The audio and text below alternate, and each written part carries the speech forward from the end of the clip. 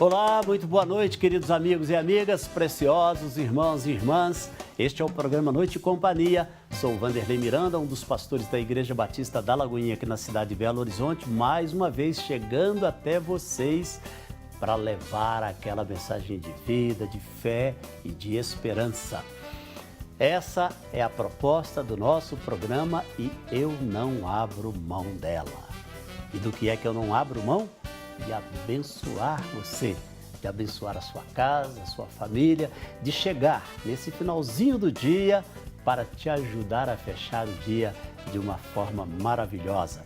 Que você esteja agora com o coração aberto para a nossa reflexão e para a história que nós vamos trazer ao programa de hoje. E eu peço a você que, por favor, se o programa tem te abençoado, fale para as pessoas do seu relacionamento, para os seus amigos, vizinhos, colegas de trabalho, para a sua família. Se tem abençoado você, tenho certeza, vai abençoar muitas outras pessoas também, não é verdade? E quero também dizer que tenho muita alegria de poder fazer companhia para você todas as noites de segunda, quarta e sexta-feira. E sempre, como eu disse, nesse horário, 22h30. E daqui a pouco nós vamos conversar com o Joel Vitor. Nosso convidado conheceu e viveu um bom tempo nos caminhos do Senhor Jesus. Mas um dia jogou tudo para o alto e foi viver uma vida diferente. Bebidas e drogas faziam parte dessa nova fase. Isso gerou muito sofrimento em toda a sua família. Joel, então, depois de viver essas experiências, viu que só Deus tinha o melhor para a sua vida. E ele fez o que melhor poderia fazer. Voltou correndo para os braços do Senhor Jesus.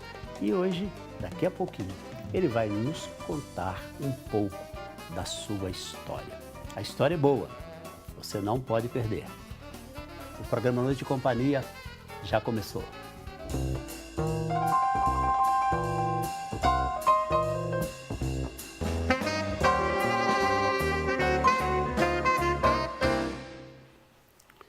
Tire proveito de cada situação. Não veja só o lado ruim das coisas, mas saiba que em tudo o que acontece há sempre boas lições para carregarmos para a vida. O tema para a nossa reflexão no programa de hoje é: o que é bom permanece. E é assim que a gente vai vivendo, sabe? Errando para se aprender, se decepcionando para se proteger, se machucando para crescer, chorando para sorrir. A gente cai uma vez para aprender a se levantar. No fim, tudo o que for bom, verdadeiro, tudo o que realmente nos faz bem, com certeza, isso permanece. Essa é a vida. É como se fosse uma montanha-russa, não é verdade? Você sobe, você desce, nas descidas às vezes aquela emoção forte, de repente você pega uma subida e a subida é um pouco mais lenta e assim nós vamos caminhando ao longo da nossa existência, como numa roda gigante. Pastor Márcio Valadão, ele usa uma linguagem muito interessante, aliás, uma figura de linguagem interessante. Ele diz que a vida é como uma roda gigante, que essa roda roda, essa roda gira e uma hora a gente está aqui, outra hora a gente está aqui, outra hora a gente vem parar aqui e a gente dá a volta e às vezes retorna ao ponto de origem. E é assim durante a nossa caminhada nessa terra. Eu tenho certeza de que se a sua vida não é diferente da minha, você também vive uma experiência parecida, semelhante, não é? Eu já posso testemunhar para você que a minha roda gigante, houve momentos em que eu estava aqui, depois vim para aqui, depois veio aqui. E a tendência das pessoas, quando chegam aqui, é imaginar que elas vão morrer aqui. Não, a roda vai girar, a roda vai rodar e você vai sair desse ponto e vai voltar a subir novamente. O ideal seria que a gente sempre se mantivesse, não é? Acima das circunstâncias, acima dos problemas, mas não é assim. A gente tem que enfrentar no nosso dia a dia muitas lutas, muitas dificuldades, muitas tribulações. Aliás, eu tenho falado tanto sobre isso nesses dias aqui nos programas e talvez você já esteja até um pouco enfarado, né? Ou como diz lá no meu Tabajara, um pouco entojado dessa conversa, né? Mas é a vida, não é? Às vezes as pessoas pensam que a vida é como uma novela ou como um jogo de videogame, onde você vai e tal, aconteceu, não, vamos resetar aqui e começar de novo. Tá, de repente você pode até resetar e começar de novo. O que não dá para resetar e começar de novo é como naqueles jogos de videogame, quando o personagem do game lá que você está jogando, de repente vai e morre, aí você vai, vou resetar e vou voltar. Não, aí não. Aí realmente não tem como. É daí em diante, não é? Aliás, tem uma canção de um amigo nosso, o pastor Nivaldo hoje, o pastor Nivaldo foi um padre também, e ele tem uma canção onde ele diz que a multidão te levará até o cemitério, mas dali em diante o caso é mais sério. E é uma realidade que nós não temos como fugir dela, não é? Isso é uma verdade incontestável. E não existe nessa terra nenhuma pessoa, por mais rica ou mais pobre, seja branca ou seja negra, amarela ou índio, não existe nessa terra nenhuma pessoa que possa fugir dessa realidade. E enquanto aqui, claro, vamos buscar administrar bem aqueles momentos difíceis para que quando chegar aquela situação em que a gente vai precisar saber como lidar, a gente já tenha o aprendizado. A Bíblia conta a história de um moço, e você com certeza conhece a história, ou se não conhece, já deve ter visto algum filme, alguma série a respeito da história desse moço. O seu nome era José, ele foi governador da maior nação da época, o Egito, era a nação mais influente, mais importante da época. E José, na verdade, quando chegou no Egito, ele chegou numa situação completamente desfavorável. Se você conhece a história, e se não conhece, um resumozinho dela, ele chegou ao Egito levado como escravo. Ou seja, havia uma promessa de Deus sobre a vida dele. E sempre que a gente diz que tem uma promessa de Deus para a nossa vida, nós estamos sempre esperando que nada de adverso aconteça, e às vezes acontece, como aconteceu na vida de José. Havia uma promessa de Deus sobre a vida dele, mas, no entanto, a sua caminhada para chegar àquilo que Deus tinha para ele começou com algumas situações adversas. Jogado numa cisterna pelos seus irmãos, vendido como escravo, chegou no Egito como escravo. Mas todo aquele tempo de luta e de tribulação era também um tempo de preparação, um tempo de aprendizado. E ele chegou, sim, a ser o governador do Egito. E qual foi o seu desafio? Qual foi a sua tarefa? Ele tinha que administrar bem o seu governo no Egito para que ele pudesse ajuntar muita comida, muita sobrevivência, porque viriam dias de vacas magras. Era isso que foi mostrado numa visão. E assim ele fez. Reuniu tudo que podia, poupou, conseguiu formar um belo volume para a sobrevivência no tempo da fome, principalmente de grãos, e veio o tempo da fome, o tempo das vacas magras. O que é que a experiência de José pode nos ensinar é que precisamos, sim, saber que um momento pode parecer muito bom, mas é possível que na sequência venha um tempo de vacas magras. E se eu não estou preparado para enfrentar esse tempo de vacas magras, aí sim eu posso ter o meu problema muito, mas muito aumentado. E é por isso que nós precisamos entender que no dia a dia, cada um de nós precisa aprender com cada situação, com cada circunstância. Cada um de nós precisa ver naqueles momentos de dificuldade, naqueles momentos de tribulação, a oportunidade do crescimento, a oportunidade do aprendizado, para que a gente possa sobreviver a outras situações que, lamentavelmente, ainda que não queiramos, a vida nos impõe. É preciso que estejamos, sim, preparados para esses momentos. E como é que eu me preparo? Você pode perguntar. Primeiro, busque estreitar o seu relacionamento com Deus. Busque sempre se firmar na palavra de Deus, porque é ela que vai te sustentar naqueles momentos mais difíceis. É ela que será o seu alimento naqueles momentos mais difíceis. E fazendo assim, claro, eu não quero dizer que as coisas serão mais fáceis, mas você com certeza suportará melhor e terá maiores chances de sair lá na frente e de alcançar o seu objetivo, a sua vitória.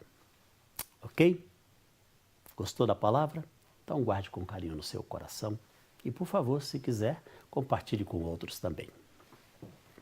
Joel teve experiências fantásticas com Deus, teve uma vida de conquistas e realizações enquanto caminhava com Jesus. Um dia, nosso convidado cansou de tudo e decidiu conhecer o mundo, como na parábola do filho pródigo. E fora da presença de Deus, o que alguém pode esperar? Joel conheceu, entre outras drogas, o álcool e, claro, drogas mais pesadas. E se afundou em tudo. Mas sua esposa não havia desistido dele, nem tampouco Deus. Ela orava pela sua libertação. Deus o resgatou do fundo do poço. E agora Joel irá nos contar um pouquinho da sua história. Boa noite, Joel. Bem-vindo ao programa. Boa noite, pastor Wanderley. Eu me sinto honrado, privilegiado de poder participar desse programa e de compartilhar um pouco, né, do que Deus fez e está fazendo na minha vida. E estou muito feliz de estar aqui. Bom te receber também, viu? Eu gostei dessa expressão que você usou, do que Deus fez e está fazendo. Porque nós não somos uma obra pronta e acabada, né? É verdade. Deus está trabalhando todos os dias, né? É verdade. Tentando e, claro, conseguindo, na medida em que nós permitimos, nos melhorar a cada dia. Mas vamos conhecer um pouco da sua história. Eu creio que, não diferente da maioria dos brasileiros, eu vejo aqui no resumo da sua história, você veio de uma família que professava a fé católica e, junto da fé católica, também a fé espírita. Isso. E como é que foi a sua vida em família, a sua adolescência? Eu quero até mandar um abraço aqui para os meus familiares. Eu sou interiorano, sou do interior de Minas Gerais, da cidade de Formiga.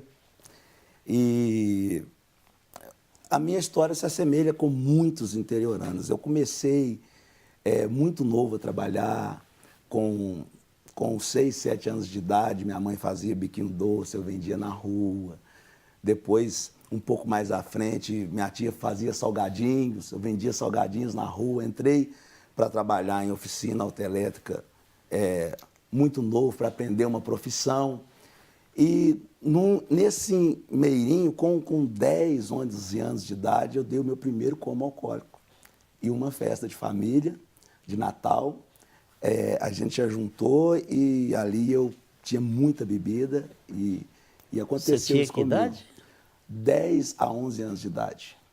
Interessante que esses dias tem passado por aqui histórias assim de crianças que começaram a experimentar bebida forte na sua tenra idade. Muito cedo. Criança muito cedo. Mesmo ainda. Isso. Quer dizer, não entrou nem na adolescência. Nem na adolescência. E eu tinha acesso muito fácil a essas bebidas. E numa festa de família, ficava ali, eu tive acesso. Bebi demais, dei esse coma alcoólico. Eu lembro da minha avó cuidando de mim a noite toda ali, eu passando mal. Mas, com o decorrer do tempo, eu me profissionalizei, ganhava bem na minha área, muito jovem, comecei a ter um bom salário. E na minha adolescência, depois de uma adolescência bem conturbada, eu conheci a minha esposa. Conheci minha esposa e começamos a namorar. Aos 17 anos, quando eu tinha 17 anos, ela engravidou. Se viu grávida do meu filho, que hoje tem 21 anos. Ele agora está trabalhando, tomando conta de uma loja dentro do nosso ramo, está estudando engenharia, graças a Deus. Deus cuidou de nós, né?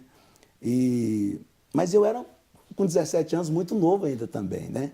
E foi nessa época que eu entrei para esse relacionamento, a gente começou a morar junto, com as dificuldades, ela grávida.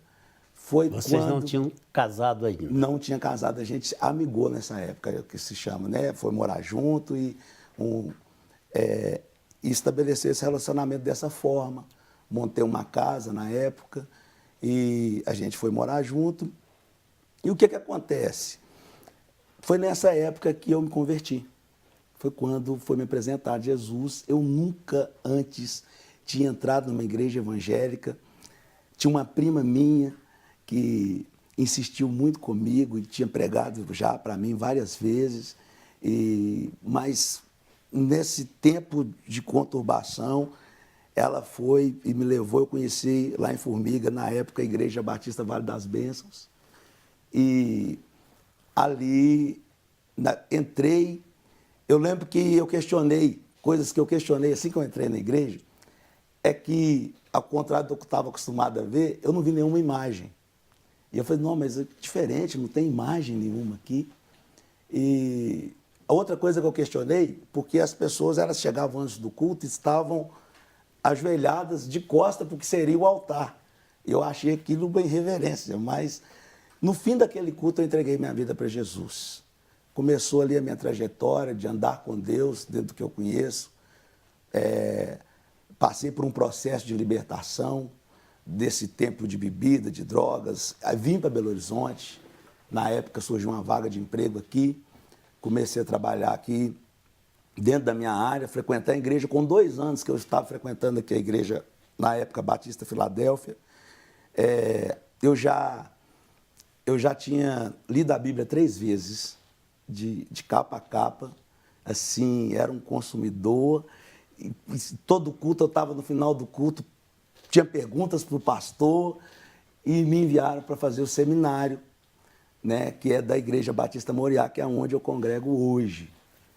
Eu fiz teologia ali nesse seminário, me formei ali com louvor, me tornei um professor do seminário, cheguei a dirigir congregações para a igreja de onde eu era, na cidade de Betim, e desenvolvi trabalho de escola dominical, formação de obreiros, liderança de louvor. Eu era bem ativo na obra do Senhor, sempre fui. Mas eu entrei, de repente, num ambiente ou num estado de cansaço, de esgotamento espiritual. Eu perdi alguma coisa pelo caminho, sabe? E de repente eu perdi a alegria. Eu senti um cansaço, uma estafa, um esvaziamento. Mas parecia... o que era isso? Era o quê? Uma depressão que você estava passando por ela? Eu não sei se era bem uma depressão.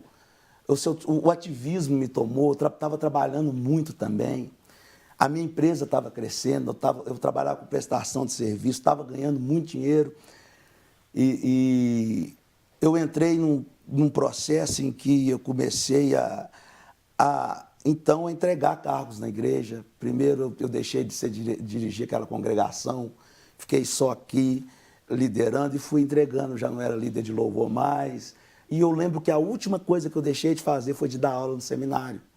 Até então, eu não tinha entrado porque a gente diz pecado. Porque, na realidade, eu considero, olhando para trás, que antes de eu entrar nesse mundo de pecado, eu já tinha me desviado. Eu já tinha perdido propósito, eu já tinha perdido sentido. Eu estava dentro das coisas de Deus, mas fora do que Deus tinha para mim. Mas as coisas de Deus não estavam dentro de você. Dentro de mim, isso. Então... E o interessante que você está comentando aí, Joel, desculpe até te interromper um pouquinho, tem muita gente vivendo uma situação assim. Exato. Não é? Elas estão dentro das coisas de Deus, mas as coisas de Deus não estão dentro delas. É verdade, é verdade. E é uma situação muito perigosa. Porque é muito fácil da gente deixar de viver o cristianismo para viver uma religião. Começar a se envolver com as coisas de Deus, mas não se envolver com Deus. Isso aí te afastou da igreja? Aí foi nesse tempo, a primeira coisa, eu mudei, eu comprei um apartamento, mudei de bairro, aí já não dava para me frequentar, dava, mas serve como desculpa. Você tinha uma desculpa. Aí eu fui para uma igreja maior, onde eu não era visto, onde ninguém ia pedir para me fazer nada. Você foi se esconder. Me esconder. Como se a gente pudesse esconder de Deus, Se pudesse esconder. Ali eu comecei a negociar meu chamado. Eu lembro que eu dei dízimo de 20%, de 30%, e estava ganhando bem. Só que nesse esfriamento ali dentro da igreja não durou muito tempo, até que você começa a ter um evangelho intelectualizado. O que tem eu beber um copo de cerveja no final de semana?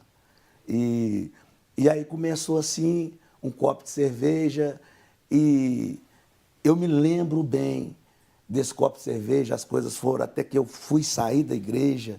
Eu me lembro o dia que eu cheguei em casa para minha esposa, dentro desse apartamento, e eu contei para ela o que tinha acontecido, como é que eu tinha conhecido o crack, numa dessas noites em que eu estava bêbado. Isso depois de ter vivido todas essas experiências na igreja? Depois de ter vivido todas as experiências na igreja. Você foi experimentar o crack? O crack. Você nunca tinha... Nunca. Quando eu experimentei, eu não sabia o que era. E aí você caiu numa armadilha? Foi uma armadilha. Eu coloquei na boca, no outro dia eu já estava louco querendo. Eu que comprei a minha primeira chave de fenda lá naquela oficina em Formiga, com 10 anos de idade. Eu cheguei aqui a não ter uma chave de fenda. Eu perdi tudo. Você fumou tudo? Tudo. Foi tudo embora. Tudo que eu tinha conquistado até ali, perdi tudo financeiramente falando. E o que acontece? A minha esposa, ela foi uma pessoa, uma guerreira, juntamente com meu filho. Teve uma vez que ela, entre dessas turbulências, algumas histórias aconteceram e certa vez ela chega para o meu filho, ainda criança, antes da pré-adolescência, fala: filho, não dá para viver com seu pai. A gente vai deixar ele. Ela já sabia que você estava se drogando? No começo eu contei, revelei para ela, nunca escondi dela. E aí meu filho virou para ela e falou assim: não, mãe, Deus tem uma obra na vida do meu pai, a gente não pode deixar ele.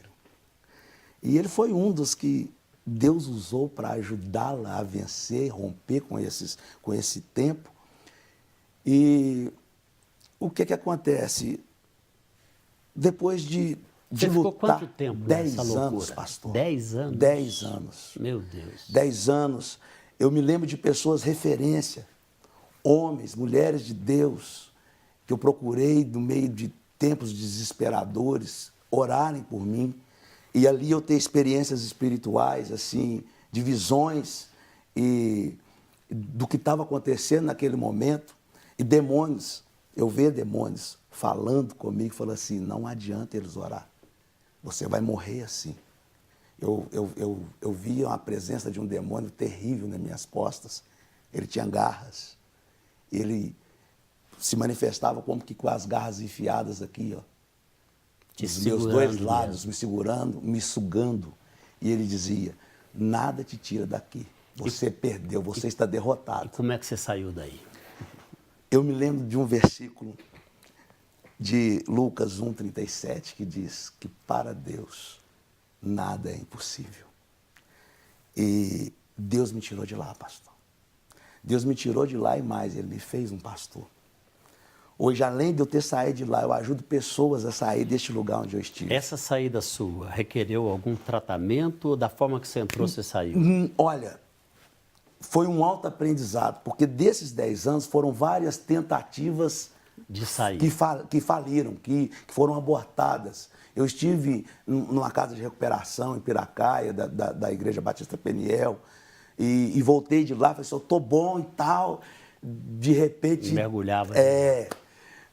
Mas em 2014, Deus mudou a minha história definitivamente.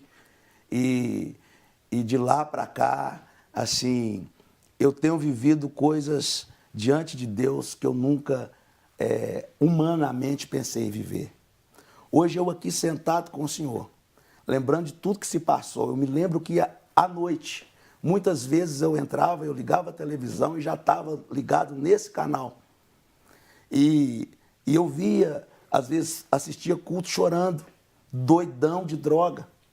Muitas vezes eu assistia esse programa, eu via as suas entrevistas e o Espírito Santo falava no meu coração, um dia você vai estar lá. E esse dia chegou. Eu acredito que todas as coisas são possíveis para aquele que crê, pastor. Deus não desiste da gente. Não desiste. Não é verdade, Joel? Não desiste. Que bacana. Uma pena a gente não ter mais tempo para continuar com a sua história, mas quero te agradecer por ter vindo, por ter contado a sua história, que Deus continue te abençoando. Amém.